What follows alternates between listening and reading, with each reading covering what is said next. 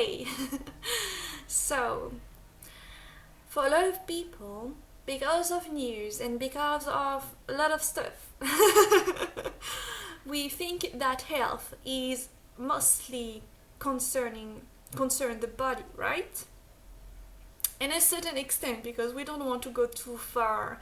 Usually we just want, okay, I have to go to the sport, I have to do this, but we're not ready to go that far into the understanding of what it means to be healthy and the health of the body, right?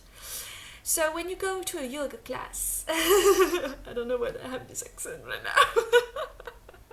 Okay, so when you go to a yoga class, know that the body is taken care of, and therefore you don't have to think about the health of your body.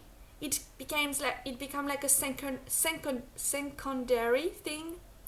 So it's not a purpose. There is no a certain purpose to yoga, even at least with words and at least with the want to access to material circumstances, material stuff, and by material, the body is included in that, right?